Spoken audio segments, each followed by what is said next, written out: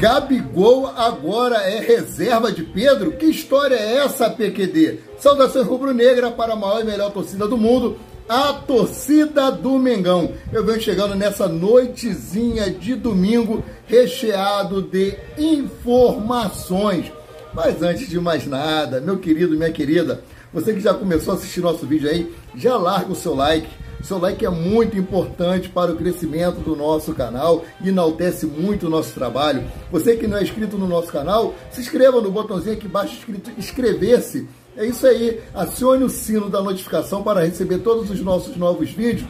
E se puder, compartilhe os nossos conteúdos aí com seus amigos, com seus familiares. Ajude no crescimento do canal Paraquedista Rubro-Negro. Tudo isso aqui que nós fazemos é para manter vocês informados sobre tudo que acontece nos bastidores do Flamengo. E para isso nós precisamos da ajuda de vocês, porque sem os inscritos no canal, o canal não existe. Canal Paraquedista Rubro-Negro. E no final do vídeo eu falo aí sobre o sorteio da camisa do Flamengo, temporada 2023, que você pode ganhar inteiramente de graça. Camisa não, manto sagrado do Mengão. Então vamos para as notícias, que notícias é o que interessa. E o resto não tem pressa. Não adianta querer fugir desse assunto nesse momento, pois em todos os meios de comunicações que você pega aí para poder ler, para poder ver, o nome de Ayrton Lucas está em destaque. É isso mesmo, o lateral esquerdo que livrou aí o pescoço, a cabeça de Vitor Pereira da guilhotina. Vamos ser bem sincero que Ayrton Lucas, até no início do segundo tempo, ninguém, não só ele, mas como ninguém do time do Flamengo estava jogando bem.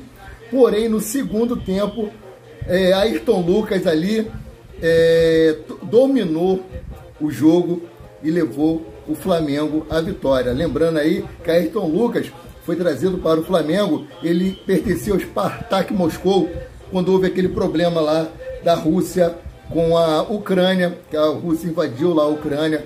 A FIFA falou que poderia alguns jogadores serem liberados sem nenhuma burocracia. Nesse caso, Ayrton Lucas veio para o Flamengo por empréstimo. E no final do ano passado, o Flamengo conseguiu contratar o atleta em definitivo. Seu contrato vai até 2027. Então, o Ayrton Lucas, que vem se destacando aí no Flamengo desde do Mundial de Clubes, que ele chegou até a ser sondado por clubes da Arábia Saudita querendo contratar o lateral direito. Mas o Flamengo decidiu não abrir mão dele, principalmente porque Felipe Luiz tinha se contundido no final da Libertadores da América. Desde então ficou naquelas indas e vindas no departamento médico. E agora ele encontra 100% e disse que vai aí, como eu já falei no outro vídeo, brigar por posições, tanto na ala direita como ali na zaga. Então, falando aqui sobre Felipe Luiz, aproveitar esse gancho, já falamos aí do Ayrton Lucas, que tomou conta do jogo, foi o dono da festa, né? Cria, né? Ele pertencia aí ao Fluminense, ele cria lá das Laranjeiras, assim como o Pedro, e teve aí a lei do ex, que eles marcaram, cada um marcou um gol, levando o Flamengo à vitória. Seguindo aqui falando sobre Felipe Luiz, né? Que ele na zona mista, ele explicou, né, a dificuldade do Flamengo no primeiro tempo da final. Então aqui o zagueiro Felipe Luiz, né, explicou aí a dificuldade do Flamengo no princípio do primeiro tempo, né, e depois ele falou sobre a evolução. E após o confronto aí, o lateral Felipe Luiz explicou o cenário vivido. Para o defensor não houve sofrimento, já que a equipe soube jogar sem bola. Eu não consegui ter a mesma ótica que Felipe Luiz aí com relação do time do Flamengo conseguir jogar sem bola, não. O Flamengo levou sufoco, como eu falei no primeiro vídeo, só não tomou o gol por causa da incompetência dos jogadores do time do Fluminense. O Diniz aí até no segundo tempo tomou o nó tático do Vitor Pereira devido às mudanças que ele fez, né, no time do Flamengo, entrando aí Vidal no lugar de Thiago Maia, entrando Gabigol no lugar de Matheus França, né? E eu vou explicar o porquê que Matheus França entrou no lugar de Gabigol. Gabigol, que era para ter sido escalado ali no lugar de Matheus França, e eu vou explicar isso ainda nesse vídeo, né? O zagueiro disse o seguinte, zagueiro não, lateral zagueiro, né, que ele jogou improvisado ali no segundo tempo. Abre aspas aqui, para mim não é sofrimento, é gestão, saber gerir os momentos de jogar com bola e sem bola. Sabemos que o Fluminense tem essa tendência de ficar sem bola, ou seja, o Fluminense ele consegue jogar sem a bola, vocês puderam ver que eles perdiam a bola e logo em seguida eles recuperavam a bola, né? Sabíamos que teria um momento que precisaríamos gerir, ficar sem bola e saber o momento de acelerar, disse Felipe Luiz antes de continuar. Então, continuando aqui com a fala de Felipe Luiz ali na zona mista. No primeiro tempo, falhamos por decisões tomadas, o que faz parte. Na segunda parte, ou seja, no segundo tempo, já foi gerida de outra forma. Não tem a ver com o sistema, mas com os jogadores que interpretam. Ou seja, ele quis dizer ali que o treinador combina uma coisa com os jogadores, combina um esquema tático, mas depende da forma que o jogador vai entender aquilo ali. É igual quando você lê um livro, você faz uma interpretação. Eu posso pegar esse mesmo livro e ler e ter uma outra interpretação. Acontece muito isso com a Bíblia, né? Várias interpretações. A pessoa lê, não, está se falando isso. Então, é o que está acontecendo com os jogadores do Flamengo, o que ele quis dizer, né? Seguindo aqui, característica dos jogadores que estão em campo. Finalizou o lateral de 37 anos do Flamengo, aí após Flamengo e Fluminense. Agora falar aqui sobre Gabigol. Gabigol ser reserva de Pedro. Sim, eu vou explicar isso para vocês, né? Gabigol revelou ter conversado com Vitor Pereira durante a semana de preparação. Então, entendam bem que tudo isso que aconteceu ontem foi combinado previamente. Como eu disse, agora mesmo, quem iria jogar ali era o Gabigol, e quem entrou no lugar dele foi Matheus França, mas por uma decisão combinada entre Gabigol e o técnico Vitor Pereira. Então aqui, o camisa 10, né, agora terá que disputar a posição com o Pedro. Além disso, o Príncipe da Gávea contou que está com dores no adutor desde o Mundial. Ou seja, ele vem sofrendo com problemas musculares desde o Mundial de Clubes. Ele tem sentido dores no adutor da coxa. Então, no treinamento, ele e Vitor Pereira conversaram e Gabigol disse o seguinte, mais ou menos isso. Treinador, eu estou desconfortável jogando naquela posição ali, mais fora da área. Eu não estou rendendo.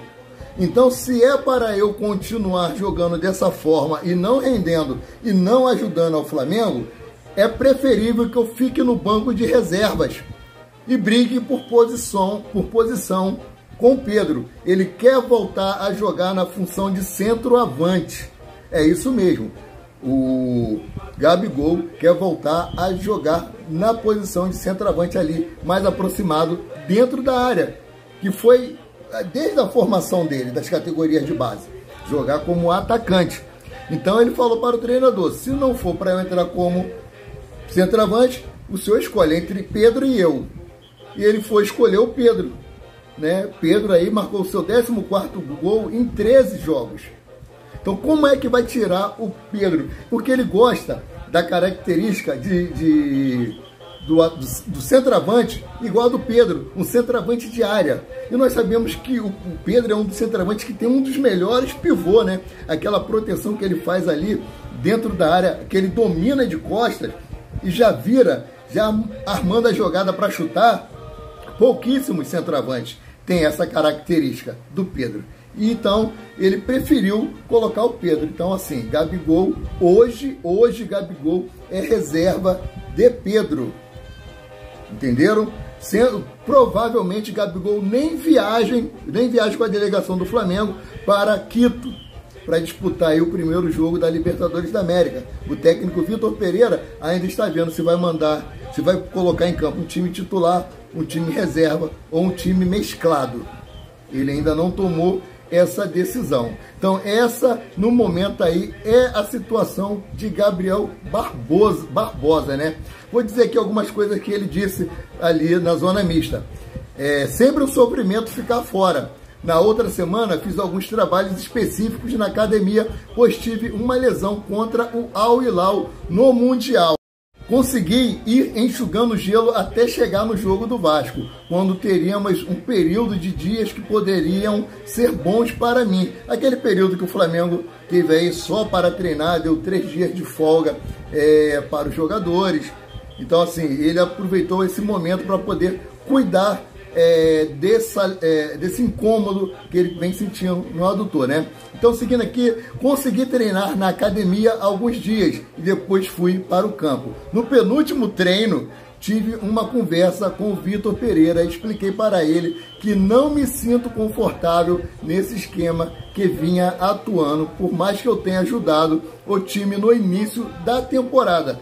Temos visto aí que ele deu algumas assistências e ele tem 9 gols, né? Então o Gabigol disse sair na zona mista ali do Maracanã.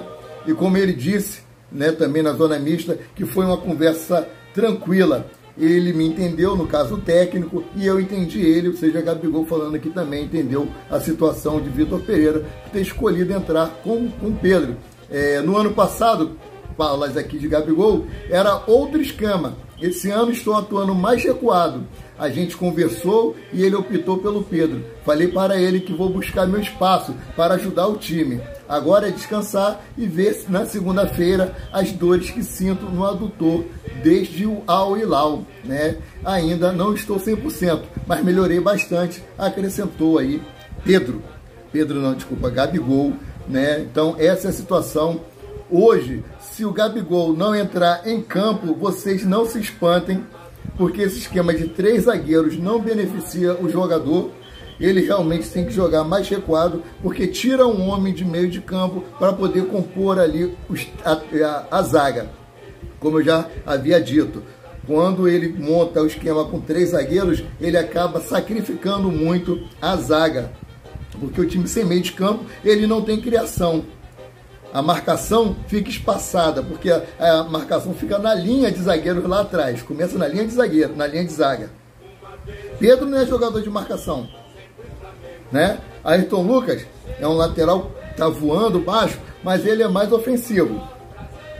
Caindo lá para a direita, nem se fala de Varela, né? Aí tem que colocar daí sacrificado Everton Cebolinha, que às vezes cai lá na ala direita, às vezes cai na ala esquerda. Então samba do crioulo doido ali, né? Mas, seguindo aqui sobre isso, né? Flamengo e Fluminense vão se enfrentar novamente agora no dia 9 de abril, pelo jogo de volta da decisão do Campeonato Carioca. Mando de campo do Fluminense teve aí esse problema todo com venda de ingressos, né? Mas antes disso, Flamengo e Fluminense estreiam na Copa Libertadores da América na quarta-feira, dia 5. Na altitude de Quito, no Equador, Flamengo pega o Alcás do Equador. Já em Lima, no Peru, o rival Fluminense encara o Sporting Cristal do Peru. As equipes viajam no início dessa semana agora para os compromissos. E mediante tudo isso aí, o departamento de futebol do Flamengo já tem a programação definida para a estreia contra o Alcás em Quito. O elenco se reapresenta amanhã, segunda-feira, né, no CT Ninho do Urubu, e embarca para o Equador após as atividades. O jogo será na quarta-feira, né, dia 5, às 19 horas, horário de Brasília. O planejamento do time para a partida é o mesmo posto em ação em fevereiro, quando o Flamengo foi a Quito enfrentar o Independente Del Valle pela Recopa Sul-Americana. Na véspera da estreia, Vitor Pereira vai comandar aí uma última atividade no Olímpico Ataúpa, que fica a 17 quilômetros do estádio Gonzalo Podo Ripalda, que é a casa do Alcás, que o Alcás ainda é o atual campeão equatoriano. Esse aí será o palco duelo. A galera tá falando, o Alcás é um adversário fraco, não é um adversário de renome, mas ele vai estar jogando em casa e, como eu falei aí, ele é atual campeão equatoriano. Então, seguindo aqui, após as 2 semanas sem jogos, entre a semifinal contra o Vasco e ainda da decisão contra o Fluminense, o Flamengo confia que o elenco está recuperado fisicamente E mesmo assim, o técnico Vitor Pereira indicou após o Fla-Flu de sábado que fará mudanças pontuais na equipe em Quito. Foi aquilo que eu falei para vocês. Ele pode vir com time reserva, né? Botando aí uma grande parte da garotada do Sub-20, que não são mais Sub-20, agora são profissionais, né? Matheus França, o próprio goleiro Matheus Cunha, Matheus Gonçalves. Ele pode usar essa garotada aí com o pessoal que está vindo aí no banco de reserva, como o Marinho, né, que já é considerado carta fora do baralho, e outros jogadores. Ou ele pode fazer um mistão, botar alguns jogadores principais do elenco do Flamengo e juntamente com a garotada. Então vamos saber aí só mesmo no dia do jogo, porque ele vem lutando aí com todas as forças, o técnico Vitor Pereira vem lutando com todas as forças para não deixar que a escalação do time seja vazada. Então, um adendo aqui sobre o torcedor do Fluminense que foi assassinado lá próximo ao Maracanã.